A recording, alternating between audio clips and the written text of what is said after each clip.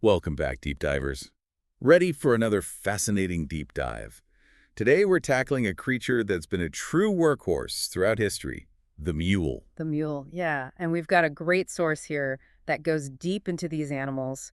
We're going to uncover what makes them so unique and why they've played such a crucial role in human history. So everyone's heard the saying, stubborn as a mule, right? Mhm. But I'm guessing there's a lot more to these animals than just that stereotype. Oh, absolutely. There's a whole lot more to mules than meets the eye. To understand what makes them so special, we need to start with their origin. They're actually hybrids, a blend of two different species. Hybrids. Yes. Specifically, a mule is the offspring of a male donkey, which is called a jack, and a female horse, a mare. So it's like mixing and matching the best traits from both parents. Precisely.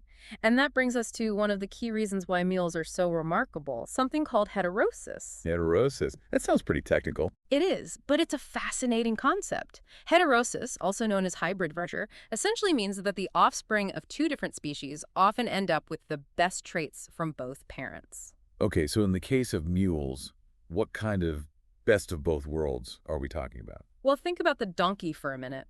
They're known for being incredibly tough, sure-footed, and able to survive in harsh conditions. Now, combine that with the horse's strength and size, and you've got a creature that's both powerful and incredibly resilient. So it's like nature's ultimate all-terrain vehicle. I can see why they would have been so valuable throughout history. Exactly. And their hardiness is truly remarkable. I mean, just picture these animals confidently navigating treacherous mountain paths, like in the Himalayas, carrying heavy loads without breaking a sweat. Wow, that's impressive. And you also mentioned something about them thriving in desert environments. Oh, absolutely. Take the Sahara Desert, for instance. Mules can handle the scorching heat and require much less water than horses to survive. They're built for those tough conditions. That's incredible. So, knowing how resilient and strong they are, how far back does the mule's relationship with humans actually go? Way back, I'm talking millennia. They were essential partners to humans in ancient civilizations like Egypt, Greece, and Rome. Really? What Yeah. roles did they play back then? Well, they were vital for trade and communication. Think about it. Before the invention of cars and trains, how would you transport goods and information across vast distances, especially through challenging terrain? That makes perfect sense. Mules were the answer. Exactly. They were the key to connecting people and moving goods in a world without the modern transportation we have today. That's fascinating. Our source also mentions something about mules being used in warfare. I have to admit, that's not something I would have immediately associated them with. What made them so valuable on the battlefield? Their temperament actually played a big role. Horses, while powerful, can be easily spooked, which is a major problem in the chaos of battle. Yeah, I can imagine a spooked horse would cause quite a bit of havoc. Absolutely. Now, mules, on the other hand, are known for their calmness under pressure.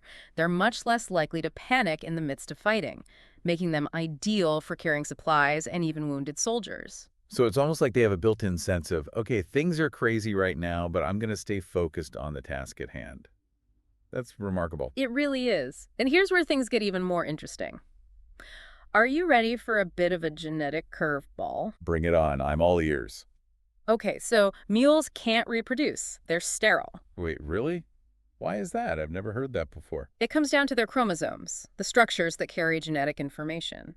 Donkeys have 62 chromosomes, while horses have 64. Okay, so that's already a bit of a difference, I guess. Right. And when a donkey and a horse mate, their offspring, the mule, ends up with an odd number of chromosomes, 63. So that mismatch prevents them from having offspring of their own. Exactly. It's like having a puzzle piece that just doesn't quite fit. And while it might seem like a disadvantage, this sterility actually contributes to their value in a way. Well, every single mule is intentionally bred.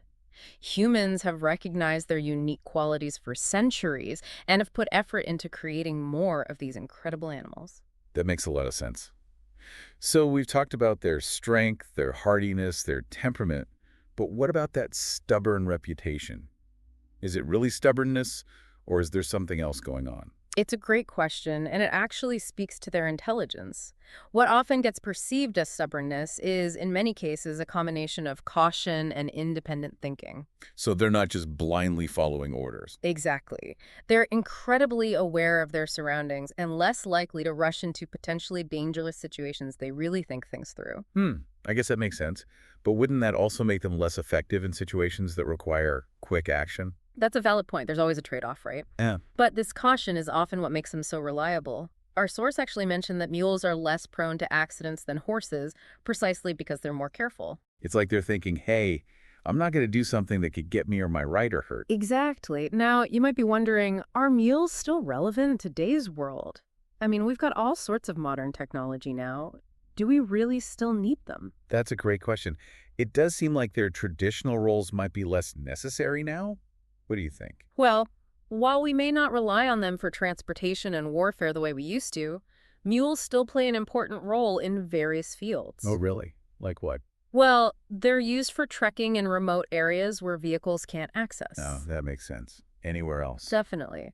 They're used in forestry work, where their surefootedness is essential, and even in sustainable farming practices, where their strength and gentle nature are really valuable. It's amazing to see how those unique traits still find a place in our modern world. So, if we were to sum it all up, the mule is an incredible mix of strength, intelligence, adaptability, and a whole lot more, shaped by both genetics and their long-standing relationship with humans. Couldn't have said it better myself. And that partnership between humans and mules raises a question I think is worth pondering. Ooh, lay it on me. What's the question? As we face increasing concerns about sustainability and resource management, could the mule's role in a more eco-conscious future become even more important? That's a really interesting question. Food for thought for all of our deep divers out there. Well, thanks for joining us on this deep dive into the world of the mighty mule. It's been a pleasure. We hope you learned something new today and maybe even gained a newfound appreciation for these remarkable creatures. Until next time, happy diving!